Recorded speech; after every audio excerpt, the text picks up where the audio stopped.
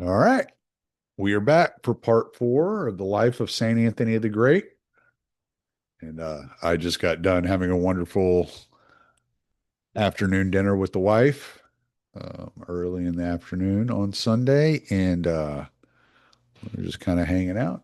So I got in here so I could record this for you guys. I hope y'all are enjoying everything. Don't forget, go to scotthortonacademy.com because Scott Horton has started his own academy where there are right now, I think, four different lessons available, and there's soon to be, from what Scott says, about six or seven more coming in the next year. So go over to Scott Horton Academy, get signed up, and look for those holiday discounts and all that good jazz. ScottHortonAcademy.com. And if you're not already listening to me at TommySalmons.com, go to TommySalmons.com to keep up with everything that I'm doing at my Substack because there's a lot of stuff coming that is not released yet and will not be released on the podcast platforms or at the Libertarian Institute. I'm doing all kinds. I'm going to start working on all kinds of projects because I got to get myself and my wife financially ready to go to move for the big move to South Africa. And so we're going to be starting to amp up a lot of different projects here at TommySalmons.com for the Substack. So, but anyway, let's jump into part four. It's a pretty short section of the story, and there will be two more parts after that. We'll have part five and part six.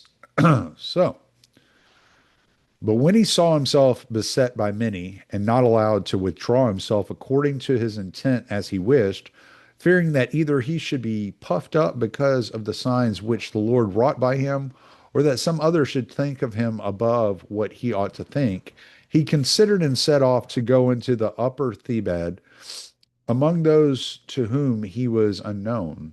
Therefore, having received loaves from the brethren, he sat down by the bank of the river, looking whether a boat would go by, that having embarked thereon, he might go up the river with them. While he was considering these things, a voice came to him from above, Anthony, where are you going and why?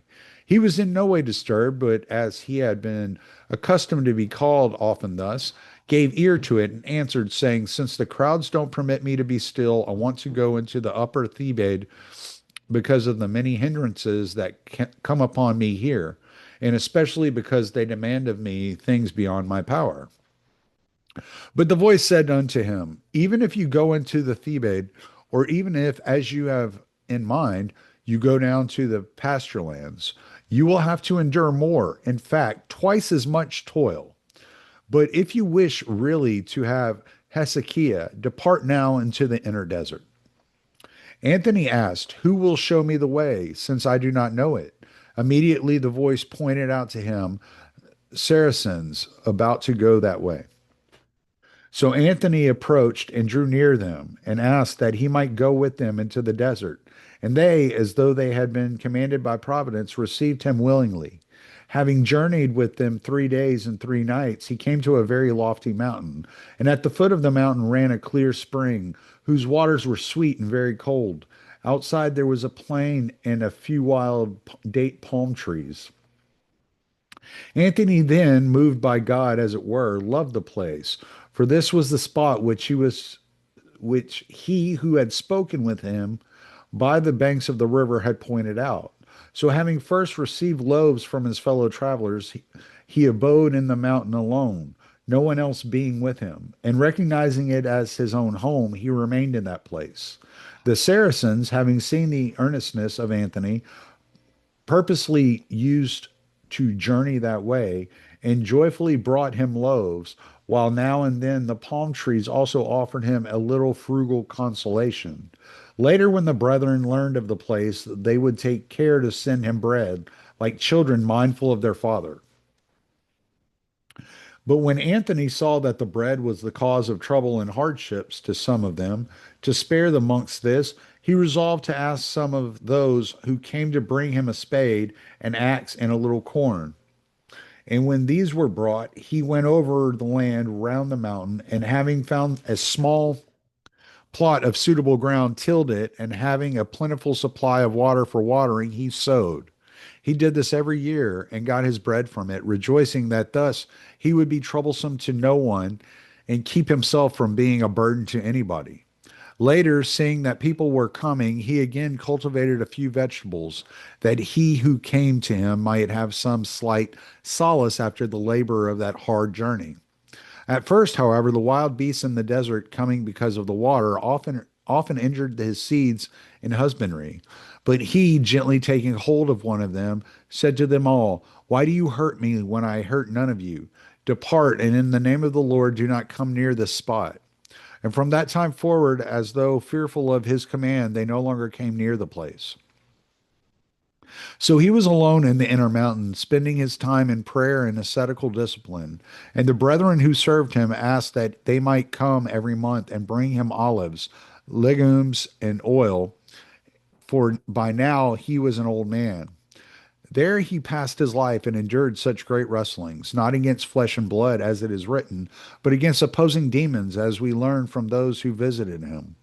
For there they heard tumults, many voices, and as it were, the clash of arms. At night they saw the mountain become full of wild beasts, and him also fighting as though against visible beings, and praying against them. And those who came to him he encouraged. While kneeling, he contended and prayed to the Lord. Surely it was a marvelous thing that a man alone in such a desert feared neither the demons who rose up against him, nor the fierceness of the four-footed beasts and creeping things. In truth, as it is written, he trusted in the Lord at Mount Sion, with a mind unshaken and undisturbed, so that the demons paradoxically fled from him, and the wild beasts kept peace with him, as it is written. The devil therefore observed Anthony, and as David says in the Psalms, gnashed his teeth against him. But Anthony was consoled by the Savior and continued unhurt by his wiles and various devices. As he was watching in the night, the devil sent wild beasts against him, and almost all the beasts in the desert came forth from their dens and surrounded him. He was in the midst, while each one threatened to bite. Seeing that it was a trick of the enemy, he said to them all, "If you have received power against me, I am ready to be devoured by you. But if you were sent against me by demons, depart, for I am a servant of Christ." When Anthony said this, they fled, driven by his word as with a whip. A few days after, as he was working, for he was careful to work hard, someone stood at the door and pulled the plate which he was working, for he used to weave baskets, which he gave to those who came in return for what they brought him. And rising up, he saw a beast like a man to the thighs, but having legs and feet like those of an ass. And Anthony only signed himself and said, "I am a servant of Christ. If you have been sent against me, behold, I am here." But the beast, together with his evil spirits, fled so fast in its speed that he fell and died. The death of the beast was the fall of the demons, for they strove in all manner of ways to lead Anthony from the desert and were not able. Once being asked by the monks to come down and visit them and their abodes after a time, he journeyed with those who came to him. And a camel carried the loaves and the water for them. For all that desert is dry, and there is no water at all that is fit to drink, save in that mountain from whence they drew the water, and in which was Anthony's cell. So when the water failed them on their way, and the heat was very great, they all were in danger. Having gone round the area and finding no water, they could walk no further, but lay on the ground, and despairing of themselves, let the camel go. When the Gironda saw that they were all in danger, he groaned heavily and departed a little way from them, knelt down and stretched forth his hand and prayed. Immediately the Lord made water to well. Immediately the Lord made water to well forth where he had been praying. And so all drank and were revived. Having filled their bottles, they sought the camel and found it, for the rope happened to have caught in a stone and so was held fast.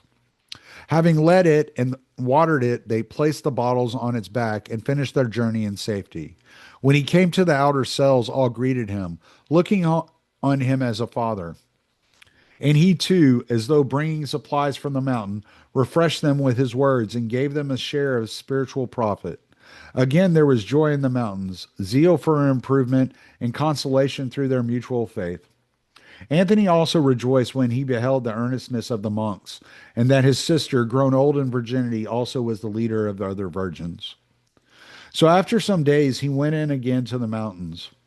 Henceforth, many resorted to him, and others who were suffering ventured to come. To all the monks, therefore, who came to him, he continually gave his this precept: trust in the Lord and love him. Keep yourselves from impure thoughts and fleshly pleasures. And as it is written in the Proverbs, be not deceived by the fullness of the belly. Pray continually. Flee vainglory. Sing psalms before sleep and on awakening. Repeat by heart the commandments of Scripture. Be mindful of the works of the saint, so that your souls, being put in remembrance of the commandments, may be brought into harmony with their zeal. He especially counseled them to meditate continually on the apostles' word. Let not the sun go down upon your wrath. He considered this was spoken regarding the commandments in general, and that the sun should go down neither on our wrath nor on any other sin of ours.